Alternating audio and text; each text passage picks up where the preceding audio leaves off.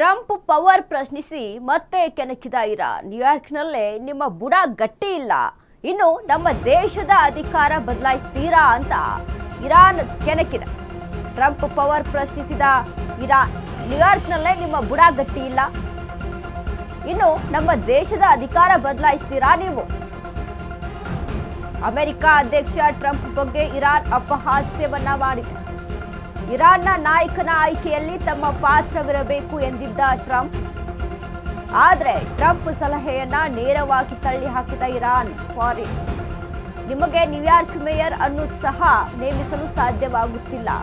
Trump power ಬಗ್ಗೆ ಅಪಹಾಸ್ಯ ಮಾಡಿದ ಇರಾನ್ ಮಂತ್ರಿ. ಟೆಹರಾನ್ಗೆ ಇದು ಅಸ್ತಿತ್ವವಾದದ ಯುದ್ಧ ಎಂದು ಬಣ್ಣಿಸಿದ ಟ್ರಂಪ್ ಪವರ್ ಪ್ರಶ್ನಿಸಿ ಮತ್ತೆ ಕೆಣಕಿದ ಇರಾನ್. ನ್ಯೂಯಾರ್ಕ್ನಲ್ಲೇ ನಿಮ್ಮ ಬುಡ ಗಟ್ಟಿ ಇಲ್ಲ, ಇನ್ನು ನಮ್ಮ ಬಗ್ಗೆ ಮಾತಾಡ್ತೀರಾ?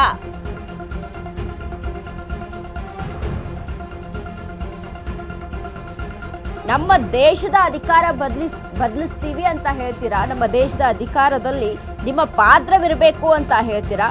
ಮೊದಲು ನಿಮ್ಮ ದೇಶದ ಬಗ್ಗೆ ನೀವು ಗಮನ ಹರಿಸಿ. ನಿಮಗೆ ನ್ಯೂಯಾರ್ಕ್ ಮೇಯರ್ ಅನ್ನ ಸಹ ನೇಮಿಸೋಕೆ ಸಾಧ್ಯವಾಗ್ತಾ ಇಲ್ಲ. ನಿಮ್ಮಲ್ಲೇ ಅಷ್ಟರ ಮಟ್ಟಿಗೆ ತಿಕ್ಕಾಟಗಳು ಗುದ್ದಾಟಗಳು ಇದಾವೆ. ಇದನ್ನ ಬಿಟ್ಟು ನಮ್ಮ ದೇಶದ ನಾಯಕನ ವಿಚಾರದಲ್ಲಿ ನೀವು ಮಾತಾಡ್ತೀರಾ ಅಂತ ಅಪಹಾಸ್ಯವನ್ನ ಮಾಡಿದೆ. ಟ್ರಂಪ್ ಪವರ್ ಬಗ್ಗೆನೇ ಇರಾನ್ ಮಂತ್ರಿ ಅಪಹಾಸ್ಯವನ್ನ ಮಾಡಿರುವಂಥದ್ದು. ಟೆಹರಾನ್ಗೆ ಇದು ಅಸ್ತಿತ್ವವಾದದ ಯುದ್ಧ ಎಂದು ಬಣ್ಣಿಸಿದ ಇರಾನ್ ಮಂತ್ರಿ.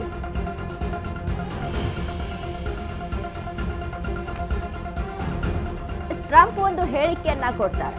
ಈಗಾಗಲೇ ಖಮೇನಿಯ ಪುತ್ರ ಮುಜ್ತಬಾ ನೇಮಕ, ಉತ್ತರಾಧಿಕಾರಿಯಾಗಿ ಮುಜ್ತಬಾ ನೇಮಕ ಏನಾಗಿದೆ, ಇದು ನಮಗೆ ಇನ್ನೂ ಸರಿ ಬಂದಿಲ್ಲ, ಅಂದ್ರೆ ನಮಗೆ ಇದಕ್ಕೆ ಒಪ್ಪಿಗೆ ಇಲ್ಲ. ಹಾಗಾಗಿ ಯಾರು ಅಲ್ಲಿ ನಾಯಕನಾಗಿ ಬರ್ತಾನೋ ಆ ನಾಯಕನ ಬದಲಾವಣೆ ವಿಚಾರಕ್ಕೆ ಸಂಬಂಧಪಟ್ಟಂತೆ ನಮ್ಮ ಅಲ್ಲಿ ನಿರ್ಧಾರ ಸಹಿತ ಅನ್ವಯ ಆಗಬೇಕು. ಯಾಕಂದ್ರೆ ಈಗ ಇರುವಂತಹ ಅಲ್ಲಿ ಇರಾನ್ನಲ್ಲಿ ಇರುವಂತಹ ಆಡಳಿತದ ಬಗ್ಗೆ, ಅಲ್ಲಿ ಇರಾನ್ನಲ್ಲಿ ಇರುವಂತಹ ಇಸ್ಲಾಮಿಕ್ ಧರ್ಮದ ಪಾಲನೆ ಎಲ್ಲ ಯಾವ ರೀತಿಯಾಗಿದೆ, ಇದು ತುಂಬಾ ಜನಗಳಿಗೆ ಹಿಂಸೆ ಆಗ್ತಾ ಇದೆ. ಅಲ್ಲಿ ಹೆಣ್ಣು ಮಕ್ಕಳಿಗೆ ಫ್ರೀಡಮ್ ಅನ್ನೋದಿಲ್ಲ, ಸ್ವಾತಂತ್ರ್ಯ ಅನ್ನೋದಿಲ್ಲ. ಯಾಕಂದ್ರೆ ಖಮೇನಿಯ ಆಡಳಿತದಲ್ಲಿ ಇಸ್ಲಾಮಿಕ್ ವಿಚಾರಕ್ಕೆ ಸಂಬಂಧಪಟ್ಟಂತೆ, ಇಸ್ಲಾಮಿಕ್ ಧರ್ಮದ ವಿಚಾರಕ್ಕೆ ಸಂಬಂಧಪಟ್ಟಂತೆ ಏನೆಲ್ಲ ಎಡವಟ್ಟುಗಳಾಗಿದೆಯೋ, ಹಿಜಾಬ್ ಸರಿಯಾಗಿ ಧರಿಸಿಲ್ಲ ಅನ್ನುವಂಥ ಕಾರಣಕ್ಕಾಗಿ ಮಹಿಳೆಯ ಮೇಲೆ ಆಸಿಡ್ ಅನ್ನ ಹಾಕ್ತಾರೆ.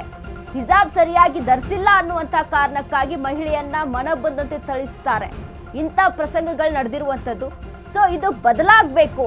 ಹೀಗಾಗಿ ಇರಾನ್ನ ಆಡಳಿತದಲ್ಲಿ, ಇರಾನ್ನ ನಾಯಕತ್ವದಲ್ಲಿ ನಮ್ಮ ಪಾತ್ರ ಇರಬೇಕು ಅನ್ನುವಂತಹ ವಿಚಾರಕ್ಕೆ ಸಂಬಂಧಪಟ್ಟಂತೆ ಟ್ರಂಪ್ ಹೇಳಿಕೆಯನ್ನ ಕೊಡ್ತಾರೆ.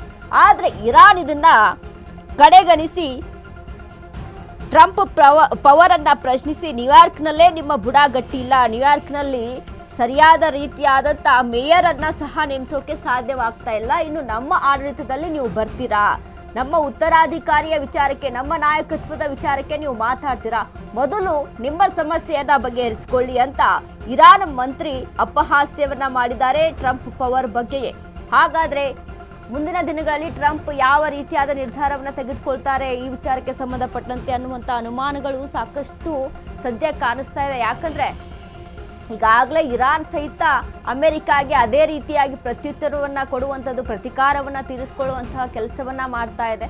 ಬಟ್ ಅಮೆರಿಕ, ಇಸ್ರೇಲ್ ಸೇರಿ ದಾಳಿಯನ್ನ ನಡೆಸಿದ್ರು ಸಹಿತ ಇರಾನ್ ಯಾವುದೇ ರೀತಿಯಾಗಿ ಹಿಂದಕ್ಕೆ ಹೆಜ್ಜೆಯನ್ನ ಇಡ್ತಾ ಇಲ್ಲ. ಇದನ್ನೆಲ್ಲ ಗಮನಿಸಿ ನೋಡಿದಾಗ ಇರಾನ್ ಮುಂದಿನ ದಿನಗಳಲ್ಲಿ ಯಾವ ರೀತಿಯಾಗಿ ನಿಲುವನ್ನ ತೆಗೆದುಕೊಳ್ಳುತ್ತೆ, ಅಮೆರಿಕ ಮತ್ತು ಇಸ್ರೇಲ್ ಇನ್ನೂ ಎಷ್ಟರ ಮಟ್ಟಿಗೆ ತಾರಕಕ್ಕೇರಿ ಯುದ್ಧವನ್ನ ಆರಂಭಿಸ್ತಾವೆ ಅನ್ನುವಂಥದ್ದು ಇಲ್ಲಿ ಪ್ರಶ್ನಾರ್ಹವಾಗಿ ಉಳಿದಿದೆ.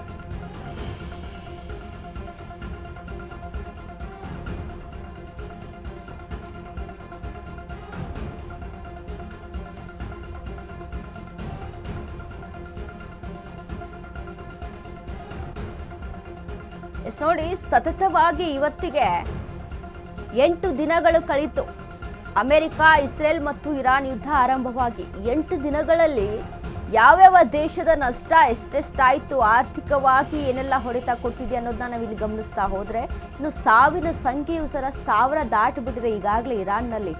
ಇದನ್ನೆಲ್ಲ ಗಮನಿಸ್ತಾ ಹೋದ್ರೆ ಇನ್ನೂ ಯುದ್ಧದ ಭೀಕರತೆ ಯಾವ ಮಟ್ಟಿಗೆ ತಲುಪುತ್ತೆ ಅನ್ನುವಂಥದ್ದು ಇಲ್ಲಿ ಪ್ರಶ್ನಾರ್ಹವಾಗಿ ಉಳಿದಿದೆ. ಸೊ ಹಾಗಾಗಿ ಟ್ರಂಪ್ನ ಒಂದು ಹೇಳಿಕೆ ವಿಚಾರಕ್ಕೆ ಸಂಬಂಧಪಟ್ಟಂತೆ ಇದೀಗ ಇರಾನ್ ಮಂತ್ರಿ ಸಹಿತ ಅಪಹಾಸ್ಯವನ್ನ ಮಾಡಿದ್ದಾರೆ. ಯಾಕಂದ್ರೆ ನಮ್ಮ ನಾಯಕತ್ವದಲ್ಲಿ, ನಮ್ಮ ಆಡಳಿತದಲ್ಲಿ ಟ್ರಂಪ್ ಬಂದು ಮೂಗು ತೂರಿಸುವಂತ ಕೆಲಸ ಏನಿದೆ, ಅವರ ಆಡಳಿತದ ಬಗ್ಗೆ ನೋಡ್ಕೊಳ್ಳಿ. ನ್ಯೂಯಾರ್ಕ್ನಲ್ಲಿ ಒಬ್ಬ ಮೇಜರ್ನ ಸಹ ಅಲ್ಲಿ ನೇಮಿಸೋಕೆ ಆಗ್ತಾ ಇಲ್ಲ, ಅದ್ರ ಬಗ್ಗೆ ಗಮನ ಕೊಡಿ.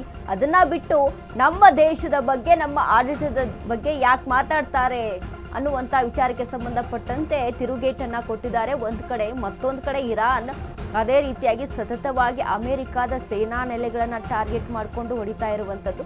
ಸೊ ಇದನ್ನೆಲ್ಲ ಗಮನಿಸ್ತಾ ಹೋದ್ರೆ ಯುದ್ಧದ ಭೀಕರತೆ ಇನ್ನು ಸಾಕಷ್ಟು ಪ್ರಮಾಣದಲ್ಲಿ ಏರುವಂಥ ಸಾಧ್ಯತೆ ಇದೆ.